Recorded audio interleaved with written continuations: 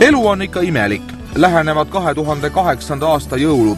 Inimesed on näinud Reporteris lugu õnnetust Toomas Tammest, kes elanud 2,5 aastat Tartu lähedal metsas Kileonnis. Ööpäeva ring võtsen väljas.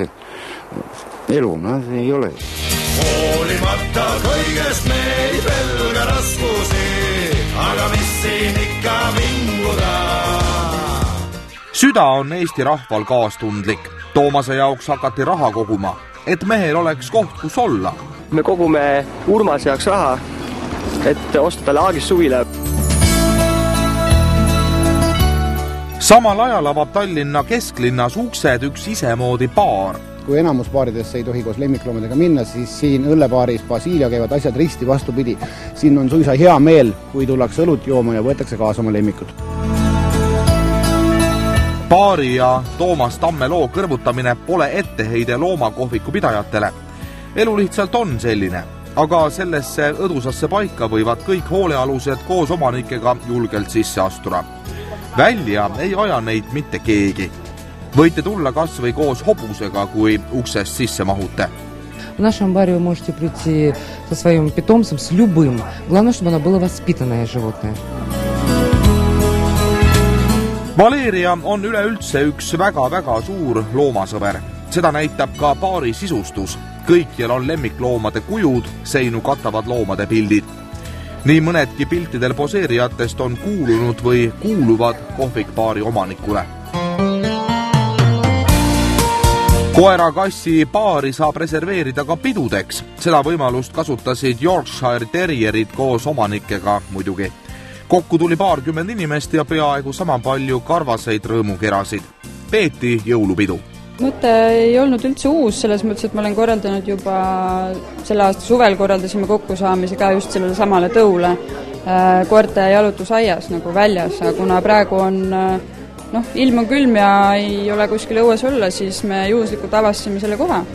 Ja siis mõtlesime, et teeme siin juba nagu uhkema banketi moodi, et on söögid, joogid ja saab juttu rääkida ja koerad saavad mängida oma vahel. Üks korralik söögikoht pole aga mitte midagi väärt ilma maitsva toiduta. Lisaks korralikule joogikaardile on ka jõulupeo menüüs arvestatud pea kõigi külastajate soovidega. Kõhu peaks head ja paremat täis saama nii inim- kui ka lemmikloomad. У нас есть меню для всех. Для крыс, хорьков, морских свинок, кошек, собак.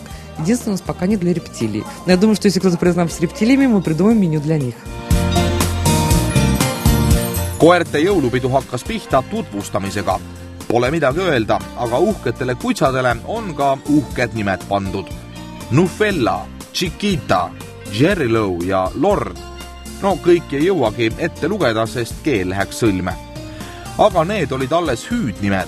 Kuninglike passinimede kõrval nagu Beller Öre Extreme Beauty või Mari Osis Flower kõlavad näiteks meie lihtsurelike Eesti inimeste nimed nagu Ropp Anekdoot. Tema on Sessi. Saab vastu 4-aastaseks. Mina olen Kristjan, tema on Veronika ja see on meie väike Lord. Saab homme 10 kuuseks. Ta ei püsi üldse paigal.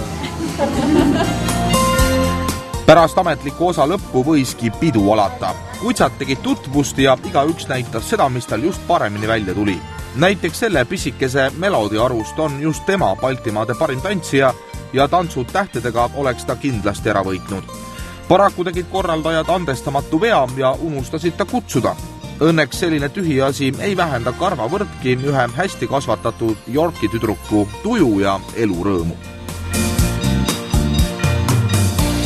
Igale peole satub aga alati ka selliseid isaseid, kes tulevad ainult ühe kindla mõttega.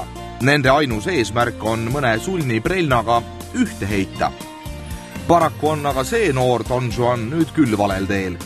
Niimoodi ehmatab taju kõik neiukesed eemale. Hiljem on aga paraku raske uuesti jutule saada. Isegi pallina põrkamine ei ava enam taevaväravaid. Tänapäeval on viisakas ikka eelnevalt teretada ja vähemalt veerand tundi mesijuttu puhuda. Aga jah, eks peremees peab koerahärrale elutarkust alles õpetama.